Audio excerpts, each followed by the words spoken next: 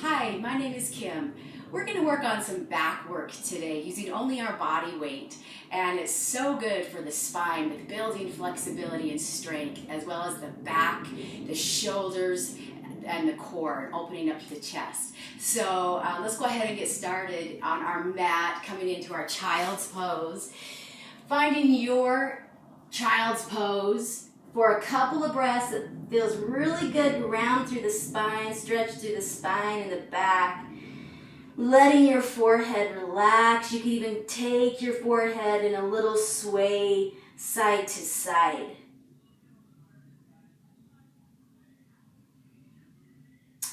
And let's come forward to our stomachs into our baby cobra pose. So hands are underneath the shoulders, elbows to that back wall on the shoulders. Again, not coming forward, up and back with the shoulders, and we can take the hands off of the ground.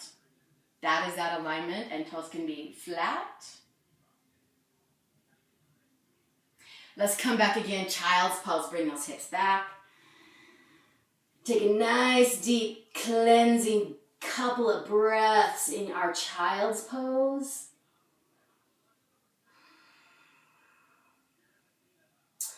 And coming forward to our stomachs, this time to our Sphinx pose. So on the forearms, same with the shoulders coming back, so not rounded forward. The shoulder blades are on the back, chest is coming forward. So always, always listen to you, what you need today. For our back work, we'll go ahead and get started.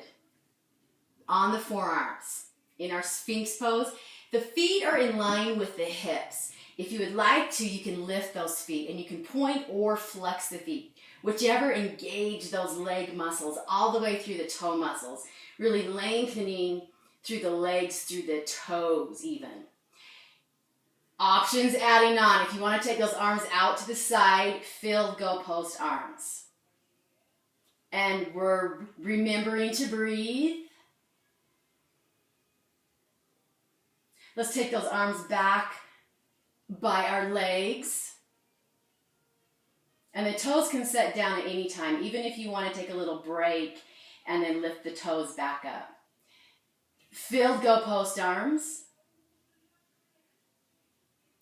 With our filled goalpost arms, we're going to see if those big toes want to find each other. Oh.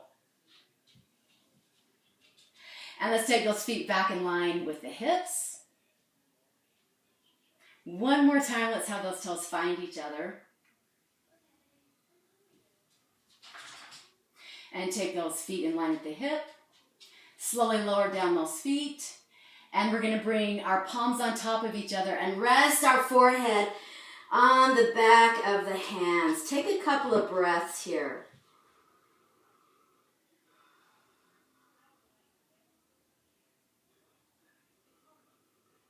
And from resting, we have our palms on top of each other, our forehead resting on our mat.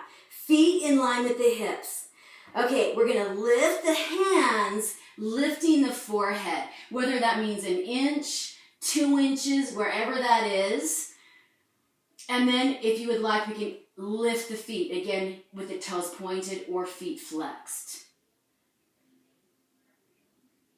Let's dip that left elbow toward the mat. Open up that right elbow. Let's take an inhale back to center. On an exhale, tip that right elbow toward the mat. Left elbow lifts. Back to center. One more time, left elbow to the mat. Inhale, center. Exhale, right elbow to the mat. Back to center. Lifting those arms up. Reaching our arms overhead. Bringing those palms under the forehead. Slowly resting the hands back down and the feet. Take a few breaths here in our relaxing pose. Take a little break. We're going to do one more. Making our way to our half bow pose.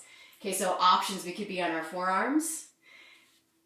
I'm gonna start with my right leg. My right leg could bend in. If this is plenty, we do not need to go further than this. If that feels okay, I could reach around with my right hand to my right ankle. If that's going pretty good, I could kick into my hand. And that's gonna help lift that thigh off the ground. So this is half bow pose. And that foot's not gonna come out to the side. That foot's gonna stay in line with the hips. And let's slowly release. Let's see how that other side does as far as we're in our Sphinx pose. If you want to, that other leg can lift.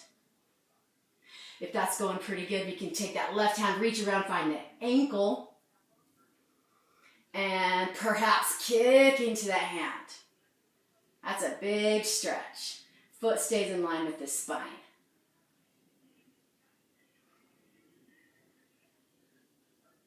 Our half bow pose, and slowly releasing. So coming into our full bow pose, or you could do half again, but we have options. We love our options. We could have our mat, our head down, forehead down to the mat, and lift those legs up. So again, the feet are in line with the spine. Options, I could reach back, find my ankles.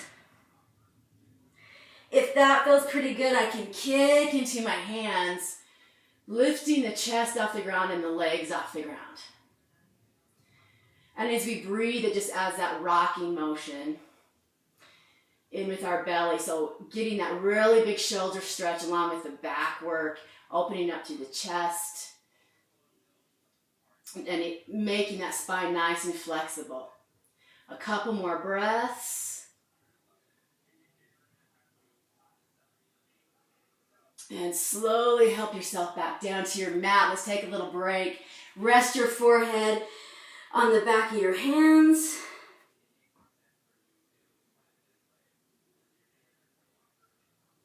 Make our way back to our child's pose.